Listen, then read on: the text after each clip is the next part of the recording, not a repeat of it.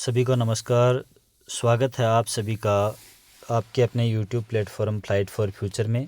मैं हूं आपके साथ सुरेश कुमार राव, वरिष्ठ अध्यापक, और आप जुड़े हैं हिंदी की एक नई क्लास के अंदर, जिसके अंदर अपन 3-4 छोटे छोटे टॉपिक हैं हिंदी व्याकरण के, उनके ऊपर चर्चा करने वाले हैं। चर्चा से पहले एक निवेदन आपसे करना चाहूँगा कि यदि आप चैनल के ऊपर नए हैं तो चैनल को सब्सक्राइब ज़रूर करें। वीडियोस को देख करके अगर वीडियो पसंद आता है तो लाइक भी किया करें, ताकि वीडियो बनाने का जो मोटिव है वो थोड़ा सा स्ट्रॉन्ग रहे।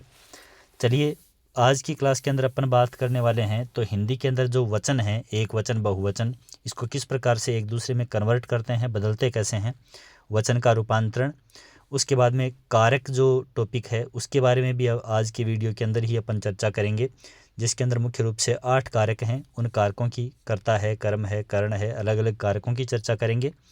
उसके बाद में अपन वाच्य के बारे में भी चर्चा करने की कोशिश करेंगे, है ना। कृत्यवाच्य है, भाववाच्य है या कर्मवाच्य है, उसके आधार पर उनकी भी अपन व्याख्या करने की कोशिश करेंगे। आज की क्लास के अंदर ही कंप्लीट करने की कोशिश करेंगे।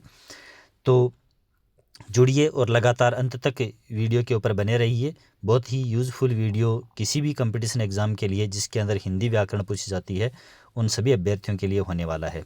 स्टार्ट करते हैं। वचन अपन डायरेक्ट एकदम टू द पॉइंट बात करेंगे, बिल्कुल फालतू की कोई बात नहीं, साइड का कोई घुमाव नहीं, केवल एकदम पॉइंट टू पॉइंट, जो राजस्थान बोर्ड की, जो कि वर्तमान में एनसीईआरटी पाठ्यक्रम के अंदर भी चलती है, इसी व्याकरण की पुस्तक जो कक्षा 9 से 12 तक के कंटेंट को पूरे को कवर करती है। और हर एक कंपटीशन एग्जाम जो कि राजस्थान की किसी भी एग्ज़ाम के अंदर पूछी जाती है, या राजस्थान से बाहर भी जहां हिंदी व्याकरण पूछी जाती है, कोई भी एग्ज़ाम आप दे रहे हैं तो उसके लिए ये बहुत ही महत्वपूर्ण है। या कक्षा 9 से 12 तक के विद्यार्थी भी अगर इस वीडियो को आप देख रहे हैं तो उनके लिए बहुत ही यूज़फुल ये वीडियो होने वाला है। और हिंदी की सभी समस्त क्लासें जो कि इस चैनल के ऊपर जितनी भी साइंस वगैरह की क्लासें उपलब्ध करवाई जा रही हैं, तो सभी एक से बढ़कर एक यूज़फुल हैं सभी के लिए। तो लगातार वीडियो के ऊपर बने रहें और लाइक, शेयर और चैनल को सब्सक्राइब करके अपना स्नेह जो है वो चैनल के प्रति बनाए रखें। चलिए बात करते हैं वचन की। तो देखिए क्या होता है, हिंदी के अंदर सभी जानते हैं अपन, वचन है वो 2 प्रकार के होते हैं। वचन का अर्थ यहाँ पर है संख्या, यानी कि जो जिस शब्द के वचन की अपन बात कर रहे हैं उस शब्द में कितनी संख्या का बोध हो रहा है। अगर संख्या एक ही पता चल रही है तो ये एक वचन होगा, और एक से ज़्यादा कितने भी हैं तो फिर हिंदी के अंदर वो बहुवचन की श्रेणी के अंतर्गत आएंगे। तो जिस किसी भी शब्द से और संख्या का बोध होता है वो क्या कहलाते हैं, वचन कहलाते हैं। तो वचन है वो 2 प्रकार के। एक वचन, जिस शब्द में किसी व्यक्ति या किसी भी वस्तु की संख्या के एक होने का पता चले, एक ही संख्या है इसका बोध हो, तो ये क्या कहलाएगा, एक वचन कहलाएगा। जैसे लड़का खेल रहा है, अब इस वाक्य से अपने को पता चल रहा है कि लड़का खेल रहा है तो कोई एक लड़का खेल रहा है। खिलौना टूट गया तो एक खिलौना टूट गया कोई, है ना। यह मेरी पुस्तक है तो किसी एक पुस्तक की बात की जा रही है। इन वाक्यों में लड़का, खिलौना, पुस्तक, ये शब्द क्या हैं, इन शब्दों के अंदर, और ये जो वस्तु या व्यक्तियों की संख्या है वो कितनी है, एक एक है। तो ये क्या होंगे, एक वचन की श्रेणी के अंतर्गत आएंगे। और इतने न जाने कितने वाक्य हैं जिनकी अपन चर्चा कर सकते हैं या उनके बारे में सोच सकते हैं, विचार कर सकते हैं, कोई भी वाक्य दिया जा सकता है। चलिए बहुवचन की बात करते हैं। तो जिस शब्द से किसी भी व्यक्ति या वस्तु की संख्या एक से अधिक, 2 है चाहे 10 है, कितनी भी है, तो वो क्या होगी, बहुवचन की कैटेगरी के अंदर आएंगे। जैसे लड़के खेल रहे हैं तो सीधी बात है, लड़के खेल रहे हैं तो कोई एक लड़का नहीं है, लड़के 2 भी हो सकते हैं, लड़के 50 भी हो सकते हैं, लड़के 5 भी हो सकते हैं। खिलौने टूट गए तो कोई एक से ज़्यादा खिलौने थे जो टूट गए। ये पुस्तकें मेरी हैं तो पुस्तकें एक से ज़्यादा हैं, तो एक से ज़्यादा हैं तो क्या हो गई, बहुवचन हो गई। बस इतनी सी बात है।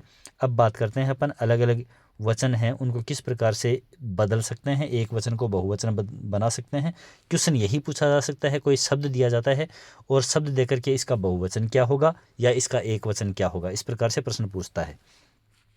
तो इन वाक्यों के अंदर ऊपर जो वाक्य थे उदाहरणों में, तो लड़के, खिलौने और पुस्तकें, ये क्या थे, बहुवचन, जो कि लड़का, खिलौना और पुस्तक, इसका बहुवचन थे ये तीनों शब्द, है ना। तो जैसे लड़का खेल रहा है, खिलौना टूट गया, यह पुस्तक मेरी है, ये एक वचन के अंदर थे।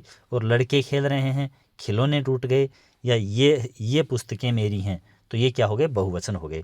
अब देखो बहुवचन बनाने के कुछ नियम हैं, तो इन नियमों को विशेष ध्यान रखने की आवश्यकता नहीं है, केवल ये बताया गया है कि यहाँ पर ये परिवर्तन हुआ है। शब्द के अंत में कोई आ लगा हुआ है तो आ के उच्चारण को एक ही ध्वनि में बदल दिया जाए। जैसे कमरा कमरे, लड़का बहुवचन क्या हो गया लड़के, बस्ता बस्ते, बेटा बेटे, पपीता पपीते, रसगुल्ला रसगुल्ले। तो सीधी बात है, रसगुल्ला तो एक रसगुल्ला, रसगुल्ले तो एक से ज़्यादा रसगुल्ले। सीधा सा आराम से ये पता चलेगा। कोई इसमें बहुत ज़्यादा लॉजिक और बहुत ज़्यादा समझने की ज़रूरत ही नहीं है, बस फटाफट पढ़ने की ज़रूरत है। शब्द के अंत में ए हो उसको ए में बदल दें। जैसे पुस्तक पुस्तकें, है ना, ये ए नहीं ए में बदल दिया, यूँ मान लो, ये अनुस्वार भी ऊपर लगा सकते हैं, ए नहीं ए में बदला इसको, है ना। दाल दालें, राह राहें, दीवार दीवारें, अनुस्वार लगा हुआ है, सड़क सड़कें, कलम कलमें, है ना। इस प्रकार से बहुवचन।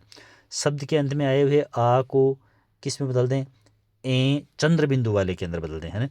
बाला बालाएं, कविता कविताएं, कथा कथाएं, इस प्रकार से चेंज कर दिया, ए लगा दिया यहाँ पे। ई शब्द के अंत वाले जो भी शब्द हैं उसको ईया में बदल दें। जैसे देवी देवियाँ, है ना। ई बड़ी थी, ध्यान रखें, और यहाँ ईया में ई है वो क्या है, छोटी है। तो देवी देवियाँ, देखो वी छोटी हो गई। लड़की में की बड़ी है, लड़कियाँ में की छोटी है, लड़कियाँ, ये तो ध्यान रखें, ये परिवर्तन करने हैं। साड़ी साड़ियाँ, ड़ी छोटी हो गई। नदी नदियाँ, खिड़की खिड़कियाँ, स्त्री स्त्रियाँ, ये बहुवचन हो गया यहाँ पे। फिर स्त्रीलिंग शब्द के अंत में या आया हुआ हो उसको या में बदल दें, है ना। जैसे चिड़िया चिड़ियाँ, है ना, ये क्या हो गया, बहुवचन हो गया। चिड़िया एक है, चिड़ियाँ एक से ज़्यादा हैं। डिबिया डिबियाँ, गुड़िया गुड़ियाँ, है ना। ये शब्द अब देखो, ये अगर पढ़ा हुआ है तो आराम से, है ना, वरना अपन यूँ देखते हैं कि गुड़ियाँ ये तो एक ही होगा, है ना, यूँ लगता है। जबकि यहाँ पर देखो ये चंद्र बिंदु लगाते ये क्या बन गया, बहुवचन बन गया। गुड़िया तो एक गुड़िया है, गुड़ियाँ तो बहुत सारी गुड़ियाँ हैं। स्त्रीलिंग शब्द के अंत में ऊ है छोटा, है ना, या बड़ा ऊ है, उसके स्थान पर क्या लगाएं, ए लगा दें। जैसे वधू वधुएं, है ना। तो यहाँ पर ऊ छोटा हो जाएगा, जिस प्रकार से यहाँ ई छोटा हुआ था, है ना, यहाँ पर ई छोटा यहाँ करते समय, है ना। वस्तु वस्तुएं, बहू हु बड़ा था, यहाँ बहुएं, इसमें छोटा हो गया हु, है ना। फिर छोटी ई स्वरांत वाले शब्दों को यों तथा देखिए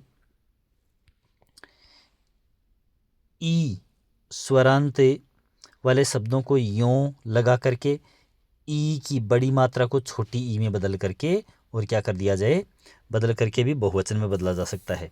तो जाति छोटी थी ती, और यहाँ पर जातियों, इसमें केवल यों लगाना पड़ा। रोटी में टी बड़ी थी, इसमें छोटी टी करके यों लगाना पड़ा, है ना। तो रोटी रोटियों, अधिकारी री बड़ी, अधिकारियों में री छोटी। लाठी लाठियों, नदी नदियों, अब देखो नदी के अंदर नदियों भी होता है, नदियाँ भी होता है ना।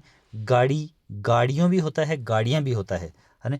जैसे गाड़ियाँ जा रही हैं, है ना, या मैं गाड़ी में आया, है ना, या काफ़ी सारे लोग गाड़ियों में गए, तो गाड़ियों भी बहुवचन होता है, गाड़ियाँ भी बहुवचन होता है। नदियों भी बहुवचन होता है, नदियों भी, नदियाँ या नदियों। रोटी का बहुवचन रोटियों रोटियाँ भी हो सकता है ना। लाठी लाठियाँ भी हो सकता है, लाठियों भी हो सकता है, ठीक है। तो कोई सा एक दिया हुआ मिलेगा। फिर एक वचन शब्द के साथ में जन गण वर्ग वृंद मंडल परिषद आदि लगा करके भी बहुवचन बनाए जा सकते हैं। जैसे गुरु का जो बहुवचन है वो गुरुजन हो जाएगा, युवा का युवा वर्ग में काफ़ी युवा आ जाएंगे। भक्त एक होगा, भक्तजन तो काफ़ी सारे हो जाएंगे। खेती खेतीहर, है ना, किसान के लिए खेतीहर। मंत्री मंत्रिमंडल, अब ध्यान रखना पड़ेगा यहाँ पर कि मंडल शब्द अपन ने जोड़ा है तो त्री की मात्रा छोटी कर दी है। उसी प्रकार से मंत्री परिषद, ठीक है, मंत्री का ही हो जाएगा, मंत्री परिषद भी बहुवचन करेंगे, ठीक है, जिसमें काफ़ी सारे मंत्री हैं वो शामिल होंगे। तो इस प्रकार से एक वचन को बहुवचन के अंदर बदला जाता है। तो बहुत ही छोटा सा टॉपिक था ये।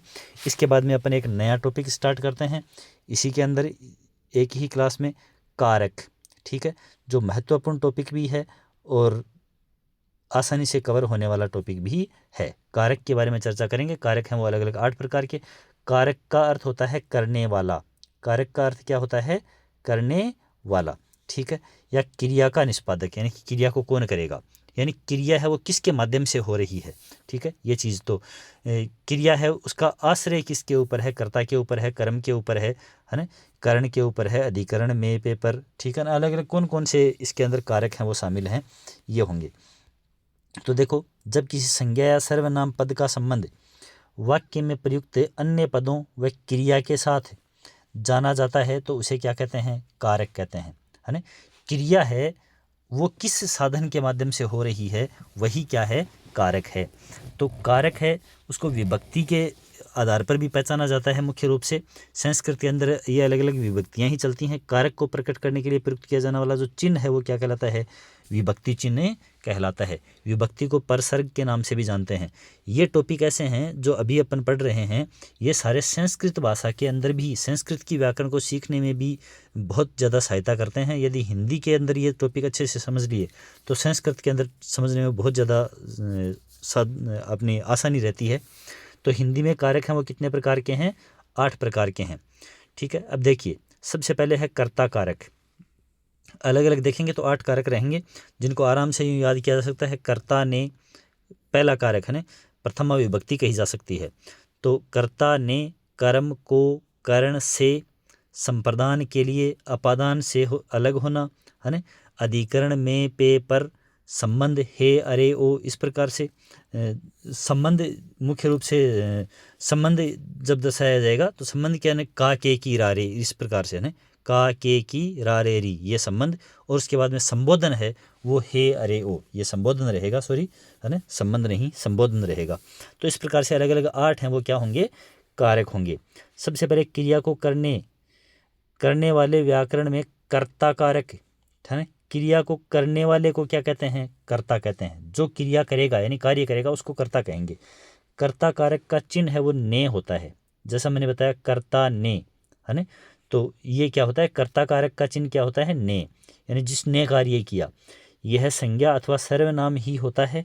क्रिया से उसका क्या होता है, संबंध होता है। विभक्ति का प्रयोग सकर्मक क्रिया के साथ ही होता है। कर्ता कारक है उसका उपयोग है वो किसके साथ में, सकर्मक क्रिया के साथ में होता है। और वह सकर्मक क्रिया भी किस में होती है, भूतकाल में होती है। कर्ता कारक के द्वारा जब ये मौजूद होता है तब, ठीक है। तो चलिए देखिए, मैं आपको 8 जो कारक हैं उनके बारे में यहाँ अपन डिस्कस करते हैं। तो सबसे पहले देखो, कर्ता ने, कर्ता ने कर्म को, ठीक है, करण से या द्वारा, है ना, कि किससे कार्य किया, साधन है करण, है ना। इसके बाद में अगर अपन बात करें, कर्ता ने कर्म को करण से संप्रदान यानी कि कुछ देना, संप्रदान के लिए, ठीक है, के लिए, या यहाँ पर को भी देने के अर्थ में, है ना। को जो चिन्ह है इसका विभक्ति चिन्ह है या संप्रदान कारक चिन्ह है, वो को भी हो सकता है। जैसे कि राजा ने ब्राह्मण को दान दिया, तो ब्राह्मण को दिया देने के अर्थ में। यहाँ तो क्या है कि कर्म किसी कार्य को करने के अर्थ में है और यहाँ पर देने के अर्थ में है। तो ये हो गए, कर्ता ने कर्म को करण से संप्रदान के लिए। इसके बाद में अपादान, 5वां जो कारक है, अपादान, कर्ता ने कर्म को करण से संप्रदान के लिए, ठीक है। अपादान से अलग होना, से या अलग होना यानी कि पृथकता के अर्थ में, अलग होने के अर्थ में, ठीक है। तो देखिए, पांच क्या हो गए, कर्ता ने कर्म को करण से संप्रदान के लिए, अपादान से या अलग होना। इसके बाद में अगर अपन करें तो अधिकरण, ठीक है, 6वां कारक है वो अधिकरण। अधिकरण के अंदर होता है में, जैसे किसी वस्तु में या किसी वस्तु के ऊपर, में पे पर, इस प्रकार से, है ना। जैसे पुस्तक मेज पर रखी है तो यहाँ पर क्या होगा, अधिकरण कारक होगा, ठीक है। इसके बाद में संबंध, तो संबंध किसी भी वस्तु से दर्शाया जाता है तो उसका कारक है वो, कारक चिन्ह है वो का के की रा रे री, इस प्रकार से लगता है, का के की, इस प्रकार से, है ना, कि यह वस्तु उसकी है, यह पेन राम का है, ऐसे संबंध दर्शाने वाला। और उसके बाद में लास्ट जो 8वां कारक है वो है संबोधन। किसी को भी संबोधित करते हुए जब लिखा जाता है तो संबोधन, ठीक है। संबोधन के अंदर पुकारा जाएगा किसी को, हे, अरे, ओ, इस प्रकार से संबोधन कारक है वो होगा। तो इस प्रकार से 8 कारक हैं वो यहाँ पर होते हैं। चलिए बात करते हैं अपन अलग अलग कर्ता कारक की। अपन ने बात करी, जैसे यहाँ पर देखो राधा ने नृत्य किया, तो यहाँ पर देखो ने, राधा ने, कर्ता कौन है, नृत्य किया, इस क्रिया का कर्ता कौन है, राधा, तो कर्ता कारक है कि नहीं। श्याम ने पत्र लिखा, है ना। और देखो यहाँ पर ऐसा भी था कि क्रिया है वो सैकर्मक होगी हमेशा, क्रिया क्या होगी, सैकर्मक होगी, वाक्य हमेशा क्या होगा, भूतकाल का होगा, है ना। बहुत आराम से ये याद रह सकता है कि कर्ता कारक का प्रयोग, हालांकि सैकर्मक क्रिया होगी, वाक्य भूतकाल का होगा, ये चीज़ें तो अपने को ध्यान में नहीं रखनी पड़ेंगी, अगले को देनी पड़ेंगी। एग्जाम में ये चीज़ तो अगला देगा, यदि कर्ता कारक का वाक्य देगा तो कर्म उसको देना पड़ेगा, भूतकाल का वाक्य उसको देना पड़ेगा। अपने को तो पहचानना है कि यहाँ पर कारक कौन सा है ना। रेखांकित शब्द में रेखांकित कर देगा शब्द को और कहेगा कि कौन सा कारक है यहाँ पर, है ना। फिर जैसे मीना ने गीत गाया, तो गीत गाने का कार्य किसने किया, मीना ने किया। उसने पढ़ाई की होती तो पास हो जाता, है ना।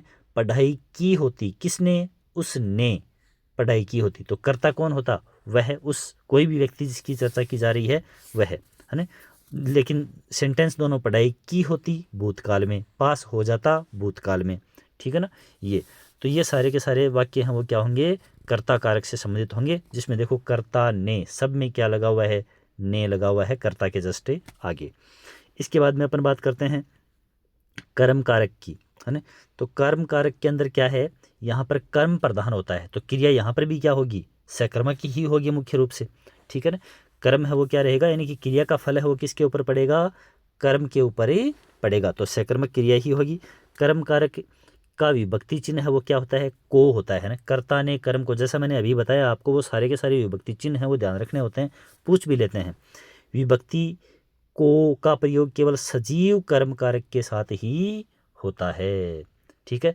को कारक का जो प्रयोग है वो किसके साथ होता है, सजीव के साथ ही होता है, निर्जीव के साथ को का प्रयोग होता नहीं है। ये को वहाँ क्या रहता है, साइलेंट रहता है। सजीव अगर कर्म यहाँ पर मौजूद है तब तो को विभक्ति चिन्ह का प्रयोग करेंगे। और ध्यान में रखना, अगर कर्म है वो निर्जीव है तो को का चिन्ह का प्रयोग नहीं होगा, ये साइलेंट रहेगा। लेकिन कारक वहाँ पर कौन सा होगा, कर्म कारक ही मौजूद होगा।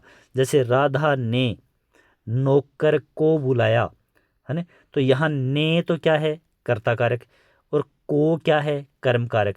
क्यों, किसको बुलाया, नौकर को, ठीक है। तो नौकर यहाँ पर क्या था, कर्म ही तो था ना, और कर्म का चिन्ह क्या हो गया यहाँ पर, कर्म कारक का को हो गया। वह पत्र लिखता है, अब अपन यहाँ लिखते वह पत्र को लिखता है, तो ये थोड़ा सा ओड सा लगता है यूँ देखने में, जबकि पत्र है वो क्या है, कर्म तो है ही, तो इसमें को है वो क्या है, छुपा हुआ है, तो पत्र में क्या रहेगा, कर्म कारक है वो मौजूद रहेगा। स्वाति कॉलेज जा रही है, तो कहाँ को जा रही है, कॉलेज को, कर्म कौन है, कॉलेज, ठीक है। तो कॉलेज शब्द में कर्म कारक मौजूद रहेगा। मीना ने गीता को पुस्तक दी, तो मीना ने, ये तो कर्ता, ने तो क्या हो गया यहाँ पर, कर्ता कारक, और गीता को तो कर्म कारक, को क्या हो गया यहाँ पर, कर्म कारक मौजूद हो गया। आज्ञा सूचक शब्दों में निर्जीव के लिए भी विभक्ति चिन्ह का प्रयोग होता है। यदि आज्ञा दी जा रही है तो वहाँ पर निर्जीव कर्म है तो भी को विभक्ति चिन्ह है वो लगेगा। जैसे पुस्तक को मत फाड़ो, है ना, कर्म कौन है, पुस्तक, ठीक है। तो यहाँ देखो को लगा। कुर्सी को मत तोड़ो, आदेश दिया जा रहा है ना, यहाँ पर यह आज्ञा दी जा रही है तो को का यूज हुआ है। स्वाभाविक क्रियाओं में भी क्या होता है, को कारक है, उसका विभक्ति चिन्ह है उसका प्रयोग होता है। जैसे उसको प्यास लगी है, कर्म कौन था, उसको, है ना। फिर राम को बुखार हो रहा है, ठीक है। तो यहाँ पर क्या हो गया, कर्म कारक मौजूद हो गया। इसके बाद में कर्ण कारक, कर्ण का मतलब है साधन, जिस साधन से कार्य किया जाएगा वो कर्ण कारक रहेगा, है ना। अलग अलग वाक्य को अंडरलाइन करेगा अगला, और वाक्य को रेखांकित करके पूछेगा रेखांकित वाक्य में कौन सा कारक मौजूद है, ऐसे पहचानना है तो बहुत आसान हो जाएगा आराम से, है ना। ऐसे नहीं कि यूं ये सेंटेंस दे दिया, मीना ने गीता को पुस्तक दी, इसमें कौन सा कारक है, ऐसे नहीं। अगला क्या करेगा, अगला यहाँ पर शब्द को रेखांकित करेगा, जैसे मीना ने, अब पूछेगा कि इसमें क्या कौन सा कारक है, तो अपन कहेंगे कर्ता कारक। क्वेश्चन पूछेगा गीता को, ऐसे अंडरलाइन कर दिया, फिर पूछेगा इसमें कौन सा कारक है, तो कर्म कारक मौजूद है। इस प्रकार से प्रश्न है वो पूछे जाएंगे। अब देखो कर्ण कारक, तो कर्ण कारक की जब अपन बात करते हैं यानी साधन की बात करते हैं, है ना, कर्ण के द्वारा, है ना, तो से या के द्वारा विभक्ति चिन्ह क्या रहेंगे, कर्ण से या के द्वारा, यानी किसी भी साधन के द्वारा कार्य किया जाएगा। तो जिस साधन के द्वारा, जिस उपकरण के द्वारा कार्य होगा उस शब्द में क्या होगा, कर्ण कारक होगा। वाक्य में कर्ता जिस साधन या माध्यम से क्रिया करता है, कार्य करता है, ठीक है, उस साधन को क्या बोलते हैं, कर्ण कारक कहते हैं। कर्ण कारक की विभक्ति से होती है, विभक्ति चिन्ह, ठीक है, या फिर क्या होता है, के द्वारा। जैसे मैं कलम से लिखता हूँ, है ना, तो यहाँ पर साधन कौन है, कलम, तो हो गया ना से, यहाँ पर क्या होगा, विभक्ति चिन्ह। मैंने गिलास से पानी पिया, तो पानी पीने का कार्य किससे किया, गिलास से, तो यहाँ पर क्या हो गया, कर्ण कारक हो गया। सानिया बैट से खेलती है, तो यहाँ पर बैट से, इसमें क्या हो गया, कर्ण कारक। मैंने दूरबीन से पहाड़ों को देखा, पहाड़ों को देखने में कौन सा साधन काम लिया, दूरबीन। कर्ण कारक के अन्य प्रयोग इस प्रकार से भी हैं, जैसे क्रिया संपादित करने के क्रम में कोई भी कार्य हो रहा है, प्रिया पेंसिल से चित्र बनाती है, किससे, पेंसिल से चित्र बनाती है ना, तो यहाँ पर देखो पेंसिल से, ये क्या हो गया, पेंसिल यहाँ पर क्या हो गई, कर्ण हो गया, साधन हो गया। फिर के द्वारा या द्वारा, इन शब्दों, ये भी विभक्ति चिन्ह है, इनका प्रयोग भी होता है, यानी कि साधन के रूप में ही होता है इनका प्रयोग भी। तो देखिए, मुझे दूरभाष द्वारा यानी कि टेलीफोन के द्वारा सूचना प्राप्त हुई, तो साधन कौन था, दूरभाष। उसे डाकिए के द्वारा पत्र प्राप्त हुआ, तो साधन कौन था, डाकिया, है ना, तो ये कर्ण कारक हुआ यहाँ पर। फिर आज्ञाजनित वाक्य हैं, उनमें देखो, ध्यान से अध्ययन करो, अध्ययन करने का साधन, माध्यम, तरीका क्या है, तरीका बताया जाए, ध्यान से अध्ययन करो, तो यहाँ पर भी क्या है, कर्ण कारक ही है। स्कूटर से नहीं साइकिल से स्कूल जाओ, साइकिल से, तो अब साधन कौन हो गया, साइकिल हो गया, तो ये क्या है, कर्ण है। सीख देते समय मेहनत से अच्छे अंक मिलते हैं, मेहनत से, मेहनत करने से, यानी कि अच्छे अंक लाने का साधन क्या है, तरीका क्या है, मेहनत है, तो यहाँ पर मेहनत से, इसमें क्या हो गया, कर्ण कारक। रीति यानी तरीके से, भिखारी क्रम से बैठे हैं, बैठने का तरीका क्या है, एक निश्चित सीरियल है, तो ये भी क्या है, कर्ण कारक ही है। गुण या स्थिति के संबंध में, राम हृदय से ही दयालु है, हृदय का स्वभाव दर्शाया जा रहा है, हृदय से, तो यहाँ भी कर्ण है, ठीक है, कर्ण कारक। वह स्वभाव से ही कंजूस है, तो स्वभाव से, इसमें क्या आ गया, कर्ण कारक। मूल्य, सेब किस भाव से दिए, भाव, ठीक है ना, यानी कि रेट बताई जा रही है, मूल्य बताया जा रहा है, यानी कि सेब खरीदने का तरीका क्या है, उसके भाव, ठीक है, उसका मूल्य, प्राइस, ठीक है, तो भाव से, ये क्या हो गया, साधन यानी कि कर्ण कारक हो गया, ठीक है। इसके बाद में अपन बात करते हैं, देखिए, कमी दिखाने के लिए, ठीक है, कमी दिखाने के लिए, जैसे बुखार से बहुत कमज़ोर हो गया, किसकी वजह से हुआ, बुखार की वजह से हुआ, तो यहाँ पर भी कर्ण कारक। वह अकल से अंधा है या अकल से पैदल है ना, किसकी कमी है, अकल की कमी है, ठीक है, तो यहाँ पर भी क्या होगा, कर्ण कारक ही होगा। प्रार्थना या निवेदन की स्थिति में, जैसे ईश्वर से सद्बुद्धि मांगो, सद्बुद्धि प्राप्त करने का साधन कौन सा है, यहाँ पर ईश्वर है, सोर्स कौन सा है, ईश्वर है ना, तो इन सभी वाक्यों के अंदर इस प्रकार के सभी वाक्य होंगे जहाँ प्रार्थना, निवेदन, आज्ञा आदि सभी बताए जा रहे हों, स्थिति, गुण, दोष बताए जा रहे हों, तो उनके लिए भी अपन से या द्वारा या से द्वारा इस प्रकार के शब्द अगर आते हैं तो उनसे पहले वाले जो शब्द होते हैं उनमें क्या होता है, कर्ण कारक उपस्थित होता है। अब बात करते हैं संप्रदान कारक की। संप्रदान, संप्रदान, तो यहाँ पर देखो सम प्लस प्रदान, प्रदान मतलब देना, देने के अर्थ में, यानी कोई भी चीज़ किसी व्यक्ति को दी जा रही है तो वहाँ पर क्या होगा, संप्रदान कारक होगा। संप्रदान का शाब्दिक अर्थ है देना। वाक्य में कर्ता जिसे देता है अथवा जिसके लिए क्रिया करता है, किसी के लिए अपन कोई कार्य करते हैं तो वो भी कार्य कर रहे हैं किसी व्यक्ति के लिए, तो वो भी कुछ देना ही है, तो वहाँ संप्रदान कारक होगा। जबकि कर्ता स्वत्व हटाकर यानी कि खुद को हटाकर और दूसरे के लिए कुछ देता है, वहाँ पर क्या होता है, संप्रदान कारक, यानी कि देने के अर्थ में, दा धातु के अर्थ में संप्रदान कारक होता है। यह संस्कृत के अंदर भी ये चीज़ चलती है। संप्रदान कारक विभक्ति जो है, विभक्ति चिन्ह है, तो के लिए यानी किसी के लिए देना या किसी को देना, है ना, किसी के वास्ते, किसी के निमित्त, किसी के हेतु कोई कार्य करना, यानी किसी दूसरे के लिए कार्य करना। और जहाँ द्विकर्मी क्रिया हो वहाँ पर केवल क्या होता है, को का प्रयोग होता है। जहाँ पर द्विकर्म क्रिया यानी कि किसी क्रिया में दो कर्म उपस्थित हैं तो वहाँ पर को का प्रयोग विभक्ति चिन्ह के रूप में संप्रदान कारक के लिए होता है। देखो, सैनिकों ने कर्ता कारक, देश की रक्षा के लिए, देश की रक्षा के लिए बलिदान दिया, अपना स्वयं का त्याग कर दिया। तो दे दिया कि नहीं दे दिया, स्वयं को ही सौंप दिया देश के लिए। तो यहाँ पर के लिए संप्रदान, के लिए, ठीक है, या के वास्ते, के निमित्त, के हेतु, ये ठीक है ऐसे। तो जहाँ ये के लिए आ रहा है वहाँ पर संप्रदान कारक। लोगों ने बाढ़ पीड़ितों के लिए दान दिया, तो कौन सा कारक है यहाँ पर, संप्रदान कारक। मेरिट में आने के लिए मेहनत करो, तो कौन सा कारक है, संप्रदान कारक। फिर को, जहाँ पर संप्रदान के लिए को आता हो, है ना, ये भी देने के अर्थ में ही आएगा। जैसे देखिए, राजा ने गरीबों को कंबल दिए, तो दान किए कि नहीं दिए, देने के अर्थ में, है ना। इसको ऐसे भी लिखा जा सकता है कि राजा ने गरीबों के लिए कंबल दिए, है ना, तो के लिए के अर्थ में ही को आ रहा है यहाँ पर। पुलिस ने चोर को दंड दिया, है ना, तो चोर को दंड दिया यहाँ पर भी देने के अर्थ में ही है। तो ये भी क्या होगा, मुख्य रूप से आपका संप्रदान कारक ही होगा। फिर है अपादान। अपादान का अर्थ है अलग होना। तो किसी भी जो यहाँ पर शब्द के द्वारा अलग होने का भाव आता है तो वो शब्द क्या होगा, विभक्ति चिन्ह होगा अपादान के लिए। और यहाँ पर अलग होने के लिए से, ठीक है, से अलग होना या से पृथक होना, इस प्रकार से इसका क्या रहेगा, कारक का विभक्ति चिन्ह रहेगा। संज्ञा सर्वनाम के जिस रूप या से एक वस्तु या व्यक्ति का दूसरी वस्तु या व्यक्ति से अलग होने या तुलना करने की भाव आती है। तुलना करने की, जैसे एक व्यक्ति से दूसरा व्यक्ति बड़ा है तो से बड़ा है, यहाँ पर भी क्या होगा, अपादान ही होगा। जहाँ तुलना होती है वहाँ पर भी। तो ध्यान में रखना है कौन कौन सी चीज़ें, एक तो अलग होना और दूसरा तुलना करना। इन दोनों ही चीज़ों के अर्थ में कौन सा कारक होगा, अपादान कारक होगा। और अपादान कारक का विभक्ति चिन्ह है वो क्या होता है, से होता है। ये चीज़ ध्यान में रखनी है।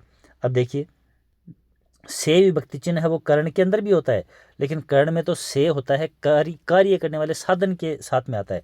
साधन के आगे से आता है तब तो क्या हो जाएगा, कर्ण कारक। और अलग होने के अर्थ में से आता है तो क्या हो जाएगा, अपादान कारक ही हो जाएगा। तो देखिए, जैसे पृथकता के अलावा अन्य अर्थों के अंदर भी अपादान कारक होता है। अभी अपन सेंटेंस देखेंगे तो पृथकता, पेड़ से पत्ता गिरा, तो पेड़ से अलग हुआ कि नहीं हुआ पत्ता, है ना। मेरे हाथ से गेंद गिर गई, तो गेंद है वो हाथ से अलग हो गई। विजय शाला से घर गया, तो विजय है वो स्कूल से घर चला गया, तो स्कूल से अलग हो गया कि नहीं हो गया। नदी पहाड़ से निकलती है, तो पहाड़ से निकलकर धरातल पर नीचे आएगी कि नहीं आएगी, तो अलग हो रहा है ना। इस अर्थ के अंदर ये आ रहा है। पहचान के अर्थ में यह मारवाड़ से है ना, तो मारवाड़ से तो किसी क्षेत्र से, है ना, जो दूसरी जगह मौजूद है और वो है कहाँ का, मारवाड़ी क्षेत्र का है, तो मारवाड़ से है, ऐसे पहचान के अर्थ में। दूरी, पोस्ट ऑफिस स्कूल से दूर है, तो तुलना की जा रही है ना यहाँ पर, है ना, ये पहचान दूरी तुलना ही हो रही है, तुलना। विमला सीता से लंबी है, तो तुलना के अर्थ में आ रहा है यहाँ पर भी।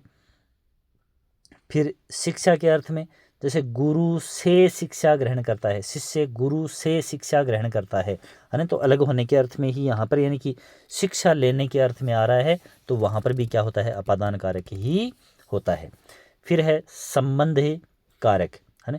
संबंध कारक के रूप में क्या देखेंगे अपन, मुख्य रूप से कि शब्द जो किसी संज्ञा या सर्वनाम के शब्दों के साथ में संबंध बतलाए वो संबंध कारक ही कहलाएगा, है ना। वस्तु उसकी है, इसकी है ना, ये मेरा है, तेरा है, तो संबंध बता रहा है कि नहीं बता रहा है ना।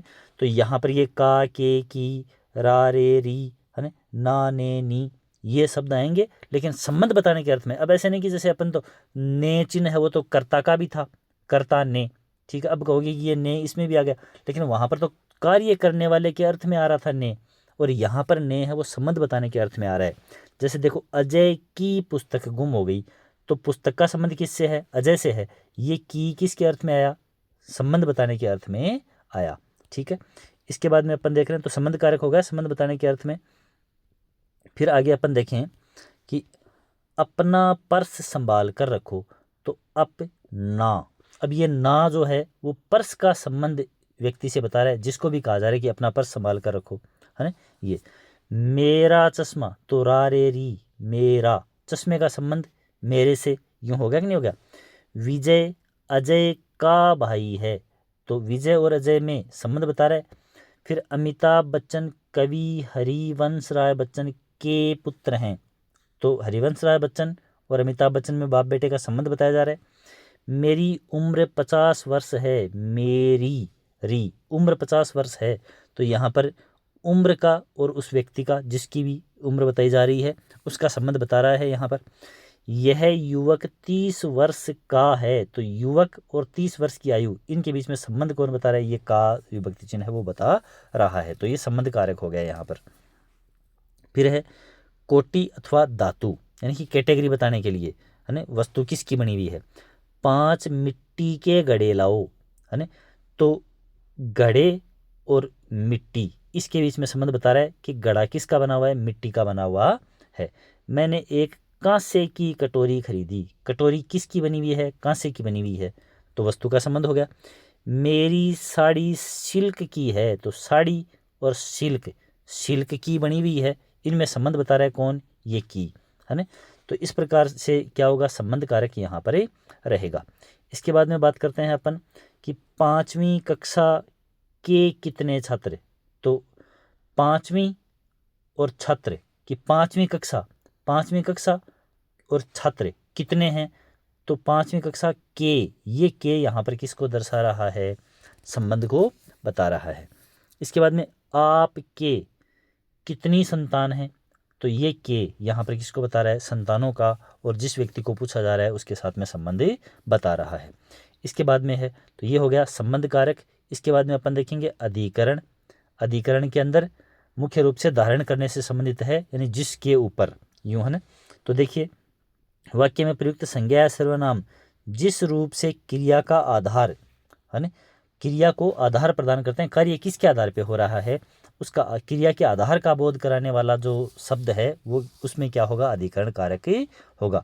जिस शब्द से अपने को क्रिया के आधार का पता चलता है कि कार्य कहाँ हो रहा है, ये, है ना, तो वो क्या होगा, क्रिया का आधार ही क्या होगा, आधारम अधिकरणम होगा, यानी कि वही क्रिया के आधार को बताएगा, अधिकरण कारक कहलाएगा। तो अधिकरण कारक की विभक्ति है वो होगा में या पर, किसी भी वस्तु में या किसी भी वस्तु पर, है ना, किसी या किसी भी वस्तु पे, इस प्रकार से में पे पर, इस प्रकार से, है ना।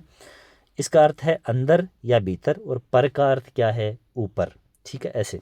तो देखिए जहाँ पर में विभक्ति चिन्ह प्रयुक्त होगा अधिकरण कारक के लिए, तो वहाँ देखो इस मंदिर में कई मूर्तियां हैं, तो मंदिर में यानी मंदिर में धारण है, मूर्तियों का आधार कौन है, मंदिर है, तो आधार को बताया जा रहा है यहाँ पर अधिकरण कारक।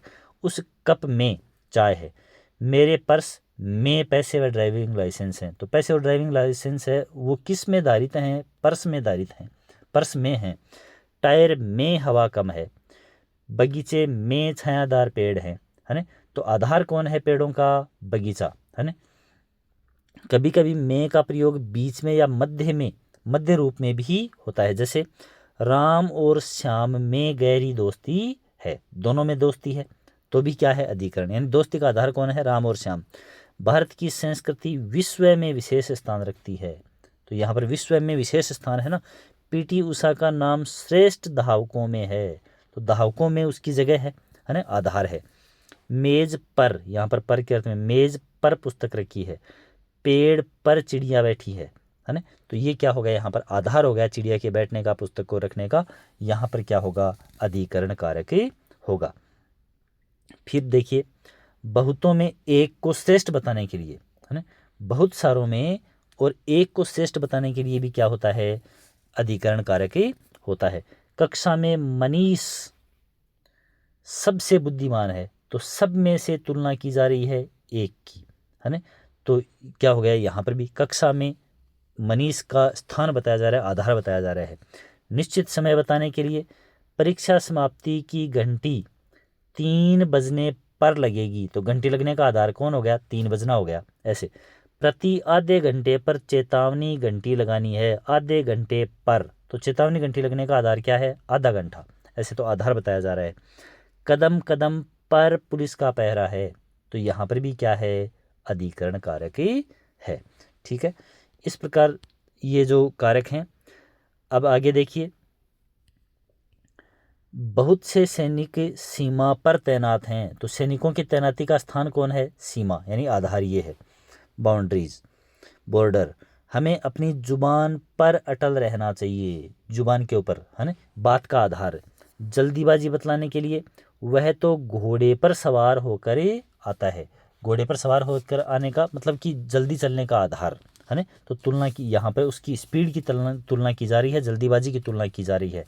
तो यहाँ पर भी क्या होगा? अधिकरण कारक ही होगा, आधार बताया जाएगा। अब है संबोधन।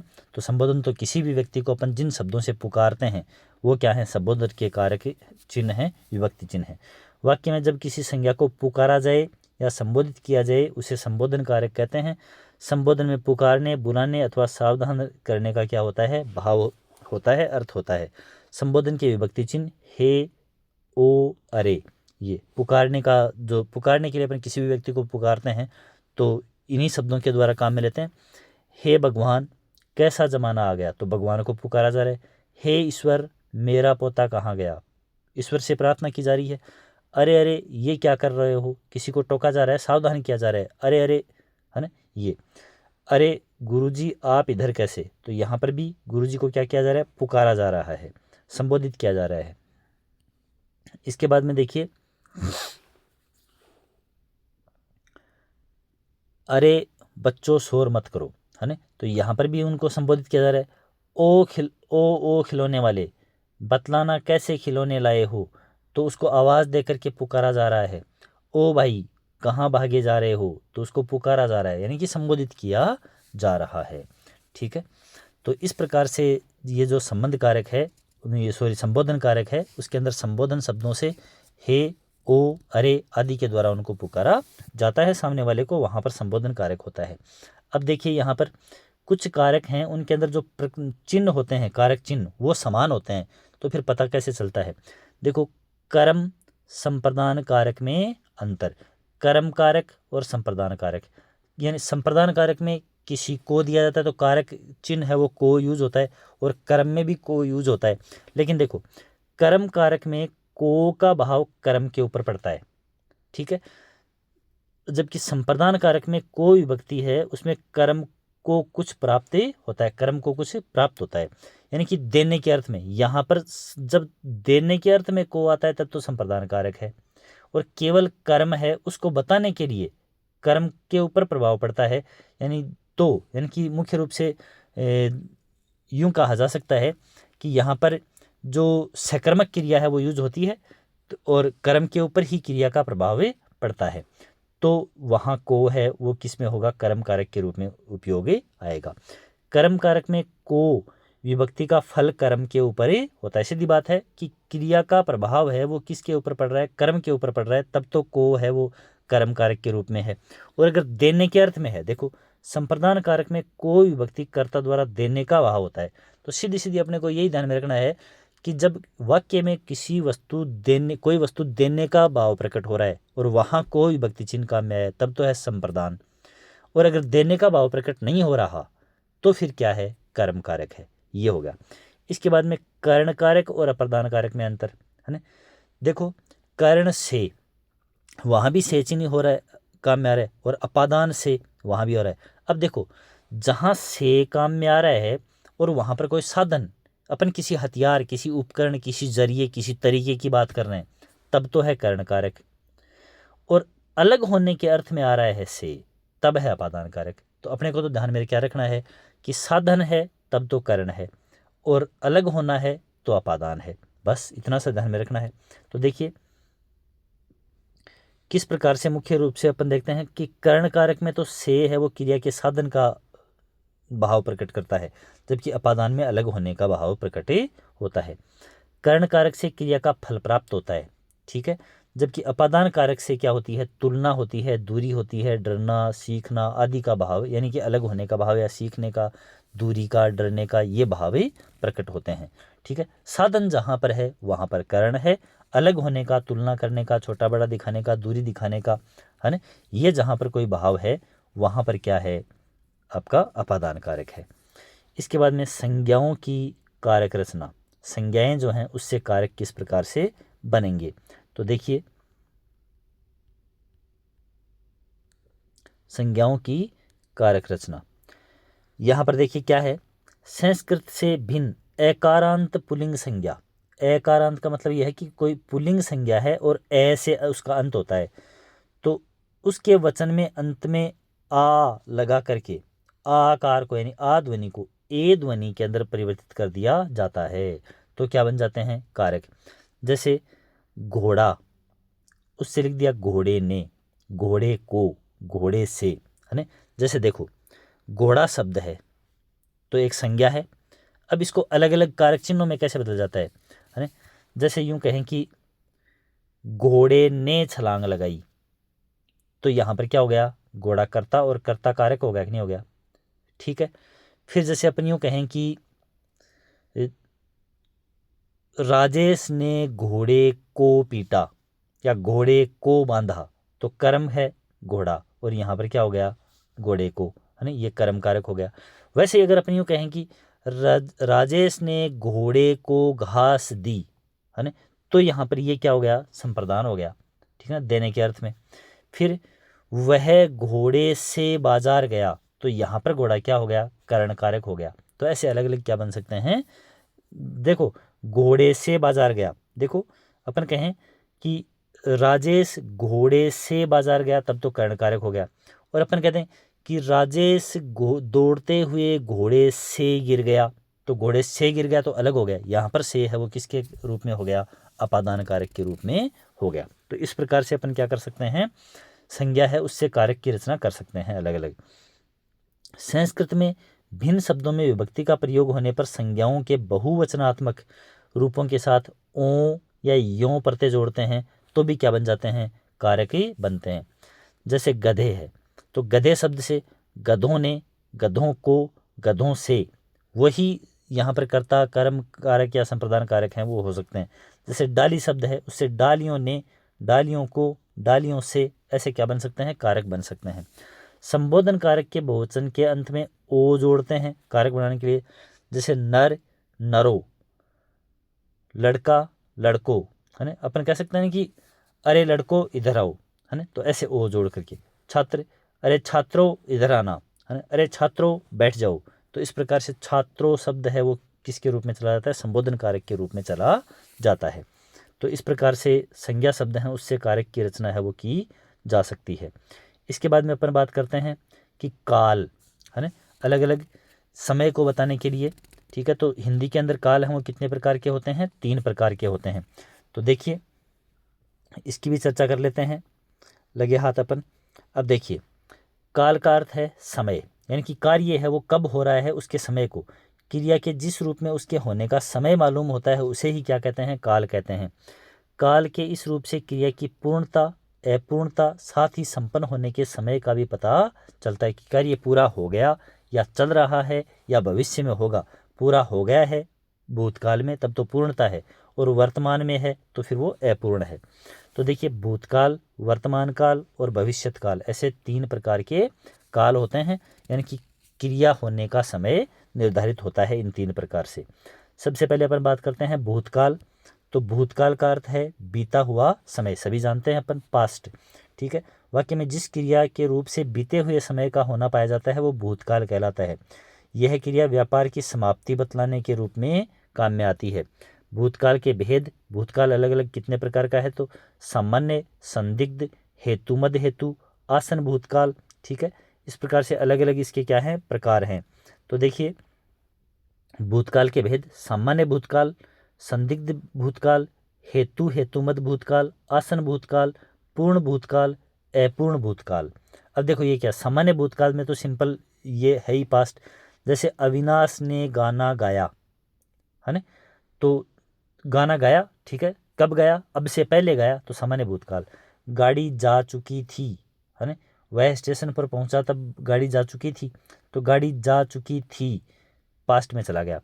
अब देखो संदिग्ध में, देखो यहाँ पर ये तो सामान्य भूतकाल हो ही गया जिसके अंदर किसी कार्य का पहले ही, अब से पहले पूरा होना पाया जाता है। अब देखो संदिग्ध भूतकाल में क्या है, जैसे अपन संभावना बताते हैं, जैसे खाना नीता ने ही बनाया होगा, है ना। तो भूतकाल में बनाया होगा, लेकिन उसने ही बनाया होगा ऐसी संभावना जताई जा रही है, तो संदिग्धता एक नहीं आई, है ना। संदिग्ध भूतकाल हो गया यहाँ पर। वाक्य दे दिया जाए और पूछा जाए कि निम्न में से कौन सा भूतकाल है ये, तो संदिग्ध भूतकाल। निश्चित नहीं है ना कि उसी ने बनाया, बनाया होगा, ऐसे संदिग्धता जाहिर की जा रही है। हेतुमद हेतु, हेतुमद में क्या होता है कि एक कार्य है वो दूसरे पर निर्भर करता है, एक कार्य दूसरे पर निर्भर करेगा। जैसे तुमने पढ़ाई की होती तो उत्तीर्ण हो जाते, की होती भूतकाल में, उत्तीर्ण हो जाते भूतकाल में, तो है तो भूतकाल, लेकिन उत्तीर्ण हो जाना किसके ऊपर डिपेंड है, पढ़ाई करने के ऊपर डिपेंड है। तो जहाँ पर एक भूतकाल का वाक्य दूसरे भूतकाल के वाक्य पर निर्भर कर रहा है, वहाँ हेतु हेतुमद भूतकाल होगा। फिर आसन भूतकाल, नगर में एक साधु आए हैं, अविनाश ने गाना गाया है। अब देखो, नगर में एक साधु आए हैं, तो अभी अभी आए हैं और आए हुए हैं, तो ये क्या है, आसन भूतकाल है। अविनाश ने गाना गाया है, तो गा तो चुका है वो, लेकिन अभी गाया है, ठीक है। तो ये क्या होगा, देखो अविनाश ने गाना गाया, तो ये है सामान्य भूतकाल, और गाना गाया है, तो ये क्या है, आसन भूतकाल, ध्यान में रखना है, ठीक है ना। अगर ये गाया और रुक गया सेंटेंस, तो क्या है, सामान्य भूतकाल। और यदि कोई भी कार्य हुआ और उसके अंत में है लगा हुआ है, तो फिर वो क्या होगा, आसन भूतकाल होगा, ध्यान में रखना है। पूर्ण भूतकाल, 1857 की क्रांति में रानी लक्ष्मीबाई ने अंग्रेजों से लोहा लिया था भूतकाल में, तो ये क्या होगा, पूर्ण, ठीक है। अब ये भी देखो, अविनाश ने गाना गाया, पूरा हो चुका काम, लेकिन जस्ट अभी भी गाया, तो इसको सामान्य में लेंगे। और 1857 की क्रांति में रानी लक्ष्मीबाई ने अंग्रेजों से लोहा लिया, बहुत पूर्व की बात, पूर्ण भूतकाल के अंतर्गत आएगा। फिर देखो अपूर्ण भूतकाल में क्या है, राकेश पुस्तक पढ़ता था, है ना। तो पहले पढ़ता था तो भूतकाल तो है, लेकिन उस जिस समय पढ़ता था उस समय वो काम पूरा नहीं था, इसलिए क्या हुआ, अपूर्ण भूतकाल हुआ। तो इस प्रकार से भूतकाल के अलग अलग भेद होते हैं। अब वर्तमान काल की बात करें तो वर्तमान कार्य चल रहा है, ठीक है, लेकिन देखो कैसे कैसे चल रहा है। एक तो सामान्य तौर के ऊपर क्रिया का वह रूप जिससे कार्य का वर्तमान समय में होना पाया जाए, उसे वर्तमान काल कहेंगे। कार्य निरंतर हो रहा है, उसकी जानकारी इन वाक्यों से मिलती है। जैसे प्रशांत खेल रहा है, ठीक है, सामान्य वर्तमान काल है, कंटिन्यूअस है। इसके बाद में लता गीत गा रही है, कंटिन्यूअस है, वर्तमान में हो रहा है। अब देखो मोहन परीक्षा देता होगा, तो देता होगा मतलब वो परीक्षा में अभी बैठा हुआ होगा, है ना। तो अभी बैठा हुआ है इसका मतलब वर्तमान काल है, लेकिन बैठा हुआ है ऐसा होता तब तो वो क्या हो जाता, सामान्य वर्तमान काल हो जाता। बैठा हुआ होगा ऐसी संभावना दर्शाई जा रही है, तो फिर क्या हो गया, संभाव्य वर्तमान काल ही हो गया।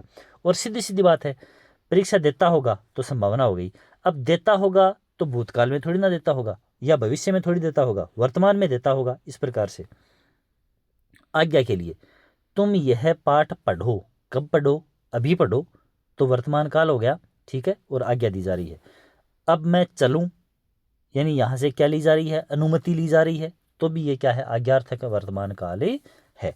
अब मैं चलूं तो अभी तो चलूं, ठीक है, तो ऐसे में क्या हो गया, वर्तमान काल हो गया, लेकिन ये आज्ञार्थक में आएगा। फिर बात करते हैं भविष्यत काल की, फ्यूचर की। तो जिस वाक्य किसी भी रूप से क्रिया के कार्य का आने वाले समय में संपन्न होने की संभावना दर्शाई जाए, वो भविष्यत काल होगा। सामान्य तौर पर सामान्य भूतकाल की बात करें तो कृष्णा लेख लिखेगी, ठीक है, लिखेगी आगे। अंकित पुस्तक पढ़ेगा, बिल्कुल पढ़ेगा आगे। लड़के खेलेंगे, बिल्कुल भविष्य में खेलेंगे, सामान्य हो गया। औरतें गीत गाएंगी, सामान्य में होना पाया जा रहा है, सामान्य में और भविष्य काल में होना पाया जा रहा है। इसके बाद में बात करते हैं अपन संभाव्य। तो संभाव्य के अंदर देखिए, वे शायद आगरा जाएं, है ना। तो आगरा जाएं, कब जाएं, आगे जाएंगे, 2 दिन बाद, 5 दिन बाद।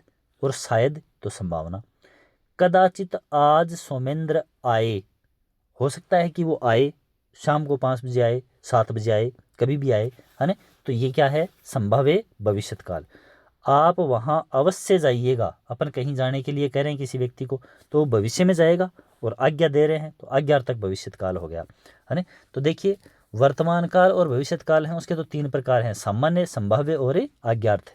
ठीक है। और भूतकाल है, उसके अलग अलग टाइप हैं, 6-7, जिनकी चर्चा करेंगे। अलग अलग पुस्तकों के अंदर 6, 7, 8 इस प्रकार से अलग अलग प्रकार दिए हुए मिलते हैं।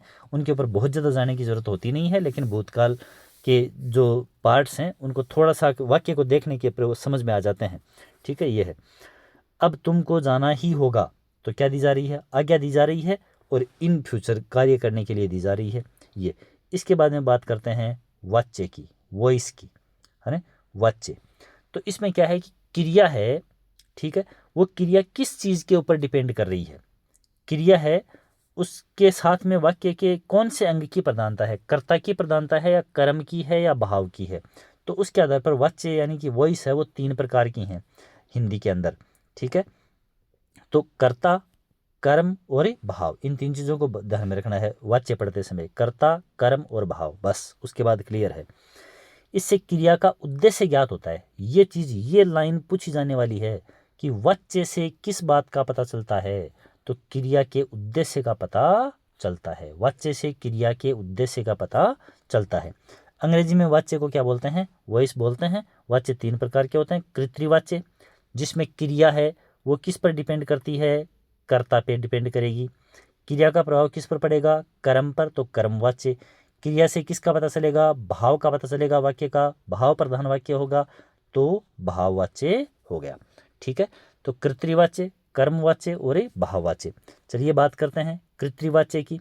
तो जब वाक्य में प्रयुक्त क्रिया का सीधा और प्रधान संबंध किससे है, कर्ता से है, तो उसे कृत्रिवाच्य कहेंगे, ठीक है। क्या कहेंगे उसको, कृत्रिवाच्य कहेंगे। इसमें क्रिया का लिंग वचन है वो कर्ता के अनुसार ही प्रयुक्त होता है, ठीक है। कर्ता का जो लिंग है ना, वही अगर क्रिया का लिंग है तो वो क्या है, कर्तृवाच्य है। अर्थात क्रिया का प्रधान विषय क्या कौन होता है, कर्ता होता है। क्रिया का प्रयोग कर्ता के ही अनुसार यहाँ पर होगा। जैसे मैं पुस्तक पढ़ता हूँ, कोई लड़का है वो कह रहा है कि मैं पुस्तक पढ़ता हूँ, और कोई लड़की है वो कहेगी मैं पुस्तक पढ़ती हूँ, तो क्रिया है वो किसके अनुसार आई, कर्ता के अनुसार आई। विमला ने मेहंदी लगाई, तो मेहंदी लगाने का कार्य किसके द्वारा हुआ, विमला के द्वारा हुआ, है ना। तुलसीदास ने रामचरितमानस की रचना की, तो यहाँ पर रचना किसके द्वारा की गई, इस कर्ता के द्वारा की गई, तो ये कर्तृवाच्य हो गया। इसके बाद में है कर्मवाच्य, यानी कि क्रिया का लिंग वचन सब हैं वो किसके अनुसार, कर्म के, ये कर्ता के अनुसार नहीं होकर कर्म के अनुसार होते हैं, तो ये क्या हो जाएगी, कर्मवाच्य हो जाएगा। देखिए, जब क्रिया का संबंध वाक्य में प्रयुक्त कर्म से होता है, कर्मवाच्य कहलाता है। क्रिया का लिंग और वचन कर्ता के अनुसार नहीं दर्शाया जाकर कर्म के अनुसार दर्शाया जाता है। कर्मवाच्य सदैव सकर्मक क्रिया का ही होता है। अब सीधी बात है, जब कर्मवाच्य है तो कर्म तो उसमें पाया जाएगा, ठीक है। जैसे दूध सीता के द्वारा पिया गया, दूध सीता के द्वारा पिया गया, सीता है वो कर्ता है, लेकिन सीता तो स्त्रीलिंग है। पिया गया, ये क्रिया क्या है, पुल्लिंग है, किसके अनुसार आई, दूध के अनुसार ही आई।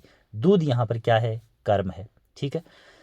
पत्र सीता के द्वारा लिखा गया, या अपन कह सकते थे कि सीता के द्वारा पत्र लिखा गया, तो लिखा गया इसका जो पुल्लिंग है वो किसके अनुसार आ रहा है, पत्र के अनुसार आ रहा है।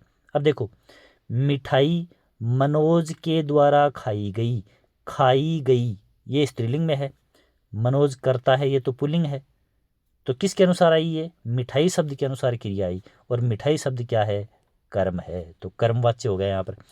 चाय राम के द्वारा पी गई, है ना, तो क्रिया है वो किसके अनुसार आ रही है, चाय के अनुसार आ रही है। चाय क्या है, कर्म है। अब देखो इसमें इन वाक्यों में पिया, लिखा ये सब एक वचन पुल्लिंग हैं। दूध, पत्र अर्थात कर्म के अनुसार इनको प्रयुक्त किया गया। इसी प्रकार खा और पी, देखो खाई गई, पी गई, ये एक वचन है, और पुल्लिंग क्रिया मिठाई व चाय के कर्म के ऊपर आधारित हैं, इनके द्वारा ये आधारित है। हालांकि ये पुल्लिंग के द्वारा नहीं, ये यूँ खाई गई, पी गई, ये इस मनोज और राम इसके द्वारा नहीं आकर के मिठाई और चाय इनके द्वारा आई गई हैं, ठीक है। ये एक वचन पुल्लिंग क्रिया नहीं, स्त्रीलिंग क्रिया के ऊपर आधारित हैं, ठीक है। इसके बाद में देखिए भाववाच्य, भाववाच्य जिसके अंदर क्रिया है उसका प्रमुख विषय क्या रहेगा, वाक्य का भाव रहेगा, न ही कर्ता और न ही कर्म। भाववाच्य। क्रिया के जिस रूप से यह ज्ञात होता है कि कार्य का प्रमुख विषय यानी कि क्रिया का प्रमुख विषय क्या है, भाव है, अर्थ है, सेंस है, भाववाच्य कहेंगे। यहाँ कर्ता या कर्म की नहीं, क्रिया के अर्थ की प्रधानता होती है। इसे अकर्मक क्रिया, इसमें अक्रियमक क्रिया ही प्रयुक्त होती है। कर्म यहाँ पर मौजूद ही नहीं होगा। लिंग वचन न तो कर्ता के अनुसार होते हैं और न ही कर्म के अनुसार। सदैव एक वचन पुल्लिंग और अन्य पुरुष में ही होते हैं। देखो, हमेशा एक वचन के अंदर ही आएगी जो क्रिया आएगी वो, ठीक है, हमेशा पुल्लिंग होगा और अन्य रूप में, अन्य पुरुष के रूप में होगा। देखिए, बात करते हैं कि मुझसे सवेरे उठा नहीं जाता, है ना। जो कार्य ऐसा हो कि जिसके अंदर मुख्य रूप से भाव, है ना, उठा नहीं जाता, तो ये नहीं उठा जाने का क्या है, भाव है। सीता से मिठाई खाई नहीं जाती, खाना चाहती है, खाना चाहती है, खाई नहीं जाती, ठीक है। तो ये भी यहाँ पर क्या हो गया, मुख्य रूप से भाववाच्य, है ना। फिर लड़के खो खो खेल कर थक गए, थकने का क्या है, भाव है। तो जहाँ पर भाव प्रदान हो वहाँ पर क्या होगा, भाववाच्य होगा, ठीक है। तो यहाँ पर क्या होगा, मुख्य रूप से जो हमेशा जो क्रिया है उसका प्रभाव है वो किसके ऊपर पड़ेगा, भाव के ऊपर पड़ेगा, न ही कर्ता के ऊपर और ना ही कर्म के ऊपर।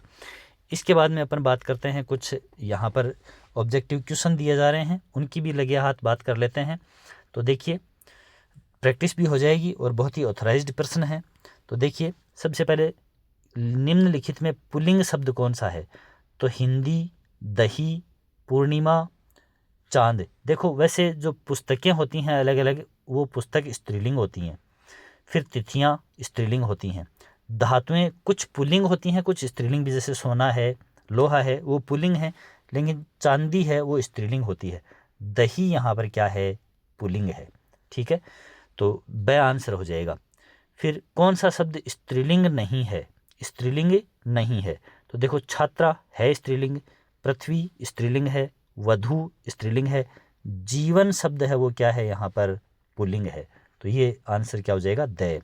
इसके बाद में नर का स्त्रीलिंग शब्द कौन सा है, तो नर का स्त्रीलिंग क्या हो जाएगा, नारी हो जाएगा, ठीक है। इनके भी अगर देखा जाए अलग अलग ये शब्द जो हैं, तो स्त्री शब्द का पुल्लिंग है वो क्या होता है, पुरुष। औरत का क्या होता है, मर्द। लड़की का क्या होता है, लड़का। ऐसे पुल्लिंग होते हैं।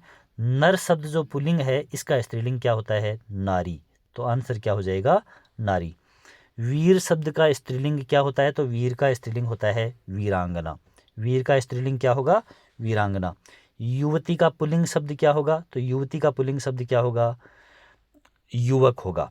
अब बाकी है तो उसके अंदर अपन देखते हैं, तो मुख्य रूप से लड़का है तो लड़की हो जाएगा। मनुष्य और आदमी हैं, ये अपने आप में एक अलग शब्द हैं जिनका अपन यानी कि ये स्त्री और पुरुष दोनों को ही, है ना। आदमी है, इसको तो स्त्री से जोड़ा जा सकता है, लेकिन मनुष्य शब्द है वो तो स्त्री और पुरुष की प्रजाति को अभिव्यक्त करता है। तो युवती शब्द है उसका पुल्लिंग क्या हो जाएगा, युवक हो जाएगा, यानी कि स यहाँ पर आंसर हो जाएगा। अब बात करते हैं, बहुत ही आसान से प्रश्न हैं ये, आपको स्वयं को लग रहे होंगे कि हाँ आराम से ये चीज़ें हो रही हैं, और इसमें 5-4 टॉपिक हैं, वो लिंग वाला है, वचन वाला है, ये सारे के सारे जो वाच्य वाला है, ये सभी टॉपिक इन प्रश्नों के अंदर क्लियर होंगे। दासी शब्द का पुल्लिंग कौन सा है, तो दास। कवि शब्द का स्त्रीलिंग तो कवयित्री, ये छोटी त्री बड़ी, कवयित्री। हिंदी में वचन कितने प्रकार के होते हैं, तो वचन 2 प्रकार के, एक वचन, बहुवचन। इसके बाद में देखिए, कौन से वाक्य में बहुवचन है वो सही प्रयुक्त हुआ है। गायें घास खाती हैं, गायों घास खाती हैं, गायों घास खाती हैं, गाय घास खाती हैं, ध्यान में रखना है। गाय घास खाती हैं तो हैं बहुवचन का है, गाय एक वचन का है, नहीं हुआ सही। तो गायें घास खाती हैं, ये ए आंसर क्या हो गया, सही हो गया। इसके बाद में अपन बात करेंगे आगे, पेड़ से पत्ता गिरता है ना। तो पेड़ शब्द का कारक कौन सा है, तो पेड़ से अलग हो रहा है ना पत्ता, तो कौन सा होगा, अपादान कारक ही होगा। पंडित जी ने बड़े प्रेम से भोजन किया, भोजन किसने किया, पंडित जी ने किया। पंडित शब्द में कौन सा कारक है, तो देखो पंडित तो करता है कि नहीं है यहाँ पर, तो क्या हो जाएगा, कर्ता कारक ही हो जाएगा। फिर राजा ने गरीबों को कंबल दिए, अब देखो गरीबों को, इसमें कौन सा कारक है? तो गरीबों को कंबल दिए, देने के अर्थ में किसको प्राप्त हुआ? गरीबों को प्राप्त हुआ, है ना। तो यहाँ पर क्या है? संप्रदान कारक है, को देने के अर्थ में, है ना, को। तो देने के अर्थ में क्या होता है? संप्रदान कारक ही होता है। इसके बाद में वह बल्ले से खेल रहा है, बल्ले से, तो बल्ला यहाँ पर क्या है? साधन है, और साधन जहाँ पर होता है तो वहाँ पर कर्ण कारक ही होता है। नाव नदी में डूब गई, नदी में डूब गई, है ना, तो अधिकरण में पे पर, ठीक है। तो नाव के समा जाने का आधार कौन है? नदी है ना। तो नाव का नदी में समा जाना, तो अधिकरण कारक यहाँ पर ही हो जाएगा। इसके बाद में लड़के ने पुस्तक पढ़ी, लड़के ने पुस्तक पढ़ी, किसने पढ़ी? कर्ता ने। लड़का क्या है? कर्ता। यूँ भाई कर्म है पुस्तक, लेकिन इसमें तो आगे कोई विभक्ति चिन्ह नहीं लगा हुआ है, नहीं है, है ना। और ऑप्शन में भी कहीं कर्म नहीं है। हिंदी भाषा में काल कितने होते हैं? तो 3 होते हैं, वर्तमान काल, भूतकाल, भविष्यत काल, 3, ठीक है। हिंदी में वाच्य के भेद कितने होते हैं? तो वाच्य हैं वो 3 प्रकार के होते हैं हिंदी के अंदर। वाच्य कितने प्रकार के? 3 प्रकार के होते हैं। कौन कौन से? कृत्रिवाच्य, कर्मवाच्य और भाववाच्य, 3 प्रकार के। तो ब आंसर। काल का तात्पर्य क्या है? तो समय। काल का मतलब वर्तमान काल, भूतकाल, भविष्यत काल, यहाँ पे हिंदी में क्या रहेगा? समय रहेगा। वाच्य से क्या ज्ञात होता है? तो ये बहुत ही इंपॉर्टेंट प्रश्न है। क्रिया का उद्देश्य पता चलता है वाच्य के द्वारा, ठीक है। तो ये ध्यान में रखने वाली बातें हैं। ये इस प्रकार से अपने जो मुख्य टॉपिक हैं, जिनके अंदर अपन ने वचन को देखा, कारक देखे, ठीक है, काल देखा, और उसके बाद में वाच्य देखा। तो ये अलग अलग टॉपिक हैं, वो सभी अपन ने आज की वीडियो के अंदर कंप्लीट किए हैं। उम्मीद करता हूँ कि आप लोगों को ये वीडियो बहुत ही पसंद आएगा और आपके लिए बहुत यूज़फुल होगा। लगातार वीडियोज़ के ऊपर जुड़ें और चैनल के ऊपर बने रहें। चैनल के ऊपर अपना जो स्नेह है वो बनाए रखें। लगातार वीडियोज़ को शेयर करें, लाइक करें और चैनल को सब्सक्राइब करें, ज़्यादा से ज़्यादा सहयोग करें। इन्हीं उम्मीदों के साथ मिलते हैं फिर। धन्यवाद।